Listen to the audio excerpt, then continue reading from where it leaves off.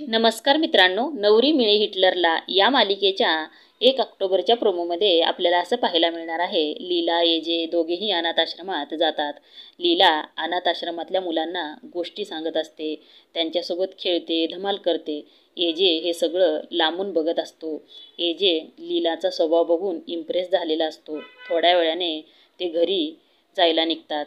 AJ, लीला दोघेही घरी आल्यानंतर लीला घरात जात असते, तर एजे थांबवतो.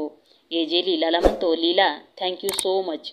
अगं, तू ज्या पद्धतीने त्या मुलांशी खेळत होतीस, बोलत होतीस, आपलेपणाने, त्यामुळे त्या मुलांना खूप बरं वाटलं आणि असं आनंदात बघून मलाही खूप आनंद झाला आहे. मला खूप बरं वाटायला लागलं आहे आणि तू हे सगळं केलं म्हणून लीला थँक्यू सो मच. लीला म्हणते, एजे मला एक प्रॉमिस करा, तुम्ही तुम तुम्ही हे जग किंवा प्रलय, जगबुडी झाली, कोरोना आला तरी मला कोणत्याही प्रकारचा आजार येऊ दे, काहीही होऊ दे, आपली मैत्री ही अशीच राहू देत.